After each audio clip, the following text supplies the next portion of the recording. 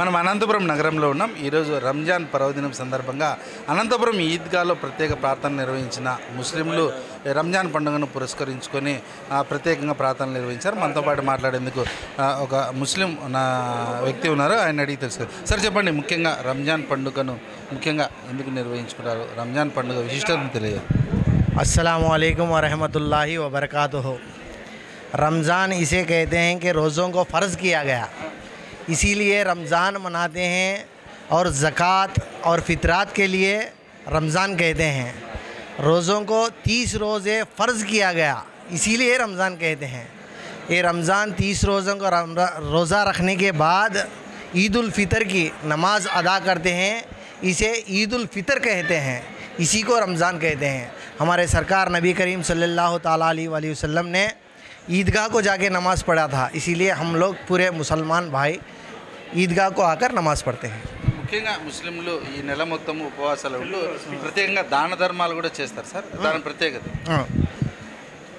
इस रमज़ान में ज़कात, फ़ितरा, सदक़ा हर एक भी इसी रमज़ान में जो साल भर का कमाई रहती उसमें पैसे वाले लोग ज़कात निकालते, पैसे वाले लोग कपड़ा निकालते, तो जो लोग कम रहते वो लोग आके फ़ितरा वगैरह निकालते, इसी को रमज़ान कहते हैं। 30 रोज़े मुकम्मल रहते हैं। हमारे सरकार नबी करीम सल्लल्लाहु ताला अलैहि वसल्लम ने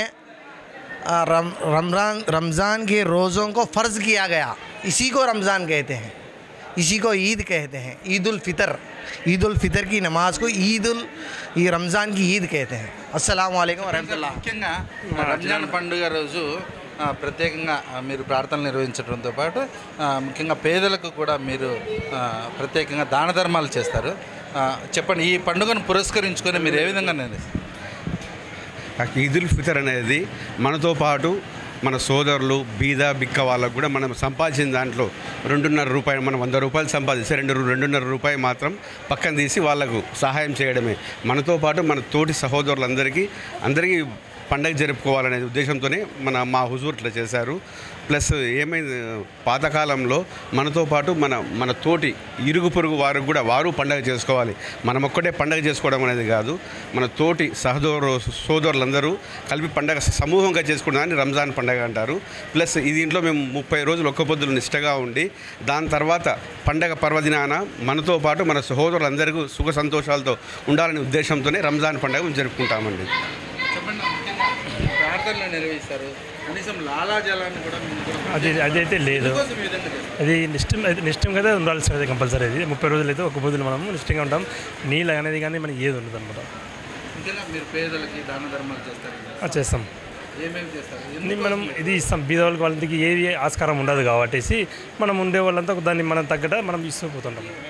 ముఖ్యంగా మీరు నెల రోజులు ఉపవాసాలు ఉంటారు కదా, అందులో రోజు నమాజుకు వెళ్ళడం కానీ 5 పూటల్లో చేయడం కానీ ముఖ్యంగా ఏ కార్యక్రమాలు చేస్తారు? 5 పూటల నమాజ్ అయితే జరుగుతుంది. సెహరీ ఎర్లీ మార్నింగ్ 4:30కి సెహరీ అయిపోతుంది. ఈవినింగ్ మరి 6:30కి ఇఫ్తార్ ఉంటుంది. ముఖ్యంగా మీరు ఈ ఒక్క పొద్దులు అయిపోయిన తర్వాత ఈరోజు పండుగను పురస్కరించుకొని ముఖ్యంగా మీరు అల్లాను ప్రత్యేకంగా ప్రార్థనలు నిర్వహిస్తారు. మీరు ముఖ్యంగా ఏం తెలియజేస్తారు ముస్లింలకు కావచ్చు భక్తులకు? అంటే మనతో పాటు దేశంలో ఉండే ప్రతి ఒక్కరూ సర్వ సుఖాలతో సౌభాగ్యాలతో వర్ధిల్లాలనే ఉద్దేశంతోనే మేము దువా చేస్తాము.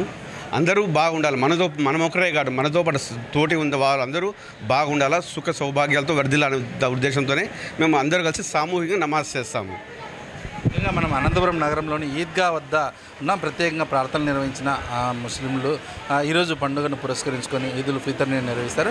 ముఖ్యంగా అక్కడ ప్రత్యేకంగా దాన ధర్మాలు చేస్తారు. ఈ నెల రోజులు ఉపవాసాలు నిర్వహించి ఈరోజు పండుగను ఘనంగా నిర్వహించుకుంటారు. తమతో పాటు తమ చుట్టుపక్కల ఉన్న వాళ్ళతో కూడా ఈ పండుగను ప్రత్యేకంగా ప్రార్థనలు నిర్వహిస్తూ ప్రత్యేకంగా పండుగను నిర్వహిస్తున్న పరిస్థితి చూస్తూనే ఉండండి. అనంతపురం నుంచి కెమెరామెన్ రాఘవేంద్రతో హనుమంతు, హిట్ టీవీ.